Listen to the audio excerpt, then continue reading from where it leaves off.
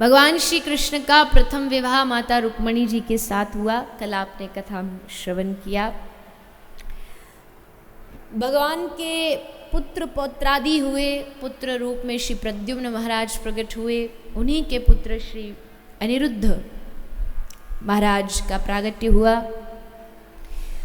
भगवान श्री कृष्ण ने माता रुक्मणी जी से विवाह के उपरांत 8 विवाह और किए। 8 मुख्य रानियों के साथ विवाह किए, जिनमें माता जामवती, सत्यभामा, कालिंदी, यमुना जी भी भगवान की पटरानी है, भद्रा, सत्या जिनको नग्नजीती भी कहा गया है, लक्ष्मणा, मित्रविंदा, इन सब के साथ भगवान ने विवाह किया।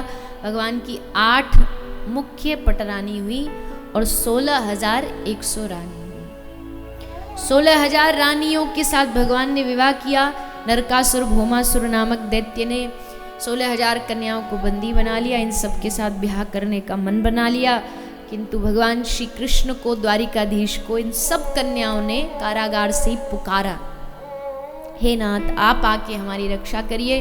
भगवान आए, सत्यभामा जी को अपने संग लेकर के आए, क्योंकि सत्यभामा भूमि का अवतार है और भौमासुर भूमि का पुत्र है।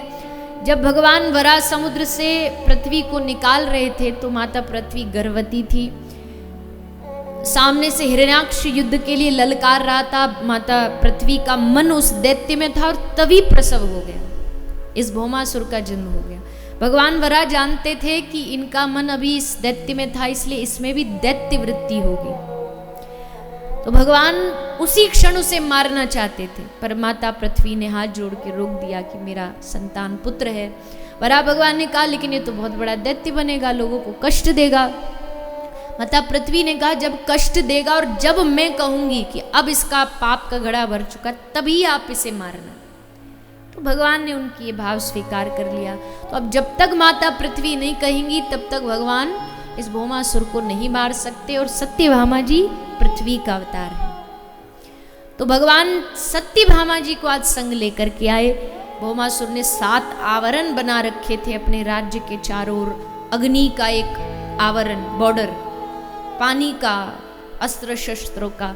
तो उन 7 आवरणों को पार करके भगवान भौमासुर के पास पहुंचे, उससे युद्ध कर रहे थे। बाण चला रहा है भौमासुर, भगवान के पूरे शरीर में बाण लग रहे हैं, लेकिन भगवान कोई अस्त्र नहीं छोड़ रहे। तब सत्यभामा जी से रहा नहीं गया और कहा प्रभु उठाइए अपना चक्र और मार दीजिए इस दुष्ट को। भगवान ने तुरंत भौमासुर का उद्धार कर दिया। भौमासुर की मृत्यु हुई। भगवान ने सब कन्याओं को मुक्त करके कह दिया कि तुम सब अपने अपने घर की ओर प्रस्थान करो। पर इन कन्याओं ने कहा कि नहीं नाथ, ये संसार है, ये समाज है, इस समाज से बचना, खासकर स्त्रियों को बचना आसान नहीं है। माता जानकी तक को भी समाज ने नहीं छोड़ा। हम तो बहुत साधारण सी कन्याएं हैं, हमें ये समाज छोड़ो, हमें हमारा परिवार स्वीकार नहीं करेगा, हमारे माता पिता भाई बंधु हमें स्वीकार नहीं करेंगे। तब भगवान ने इन सब कन्याओं को स्वीकार किया। और यहाँ एक बड़ा प्यारा सा भाव भी है। हमारी माता जी जो हैं ये रोज याद दिलाती हैं मुझे कि ये भाव मैंने कभी सुना था, आप बोलना, आप बोलना। और है भी बहुत सुंदर भाव है कि लोग कहते हैं कृष्ण ने 16,108 ब्याह कर लिए, हम भी तो कर सकते हैं, हम कम से कम 2 तो कर सकते हैं। अजी तू 1 संभाल ले, पहले 1 संभलती नहीं तुझसे 2 क्या करेगा। पर लोगों की मति देखो, भगवान का कंपैरिजन अपने साथ करते। पहले जान तोलोशी ठाकुर जी ने ब्याह कोई अपनी कोई इच्छाओं के लिए किया क्या, किसी विकार के लिए किया क्या कि हमें 16,108 पत्नी मिल जाएंगी, इनके साथ विहार करेंगे, इसलिए थोड़ी किया भगवान ने ब्याह।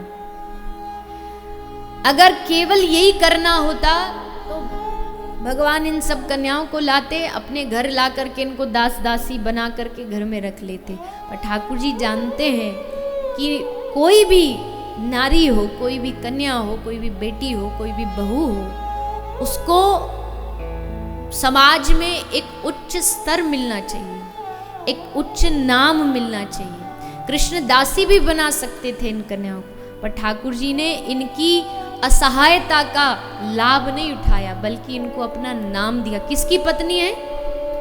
द्वारिकाधीश की पत्नी। समाज की वो निर्धन असहाय कन्याएं थी जिनके पास कोई रास्ता नहीं बचा था, कोई मार्ग नहीं बचा था, ना परिवार स्वीकार करता, ना कोई संसार के लोग स्वीकार करते। कृष्ण ने कहा मैं करूं।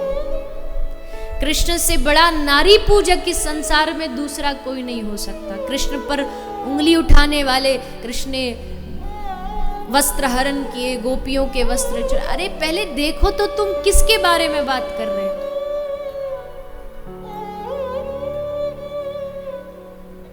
श्री कृष्ण जानते हैं, यत्र नार्यस्तु पूज्यन्ते रमन्ते तत्र देवता। जिस समाज ने नारी का सम्मान करना नहीं सीखा, जिस समाज ने बेटियों का सम्मान करना नहीं सीखा, उस समाज कभी तरक्की नहीं कर सकता, वो कभी आगे नहीं बढ़ सकता। ये बात कोई गलत नहीं ले, ऐसे नहीं ले कि कोई मेरा शरीर नारी शरीर इसलिए मैं ये बात बोल रही हूँ। ये बात शास्त्र कहती है, ये बात पुराण कहते हैं, वेद उपनिषद कहते हैं। पर आज कितने कष्ट की बात है। भागवत के पितामह, भागवत के जो पितामह कहे जाते हैं, पूज्यपाद प्रातस्मरणीय श्री डोंगरे बाबा जी महाराज, आप कन्या हत्या के बड़े खिलाफ थे और आप कहते थे कि एक कन्या को अगर तुम अपने गर्भ में मारोगे तो तुम्हारे अगले 7 जन्म बिगड़ जाएंगे।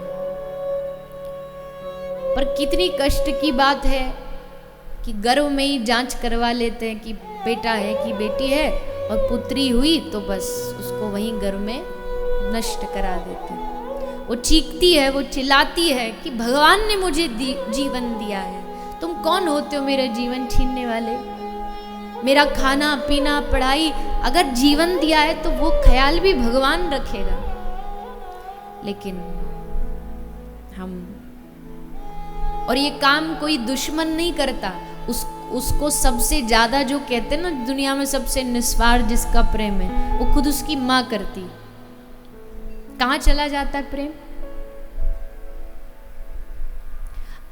ये माफ करना मुझे, पर ये भारत की सच्चाई है। आज भी हजारों कन्या भ्रूण हत्या में मारी जाती हैं। भ्रूण हत्या से बच गई तो समाज में कुछ ऐसे भेड़िए रहते हैं जिनकी दृष्टि उनको नोच नोच कर खा जाती है, जिनका व्यवहार उनको जीने नहीं देता।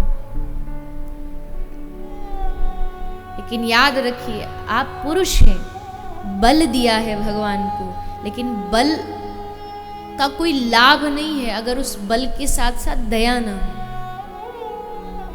और ये कतई ना सोचे कि कोई शारीरिक बल पुरुषों में अधिक है इसलिए कन्याओं के ऊपर, माताओं के ऊपर कई पति ऐसे होते मारपीट करते हैं, उनको मदरा शराब पी के भूल जाते, दैत्य बन जाते हैं, मारना शुरू कर देते। वो तो उस नारी का खुद की उसकी सहनशीलता है। नारी कोई कमजोर नहीं, बस उसको बचपन से ही उसके माता पिता परिवार उसको सहनशील बनाना सिखा देते कि तू पराए घर जाएगी, पराए घर जाएगी, ऐसा होगा वैसा। लेकिन उसकी सहनशीलता को कमजोरी नहीं समझना चाहिए। हाथ उठाते हैं, वो फिर भी चुप सहन कर लेती है, लेकिन वो भले सहन कर ले, लेकिन याद रखना कि तुम्हारे कर्म तुम्हारे सामने जरूर आ गए हैं।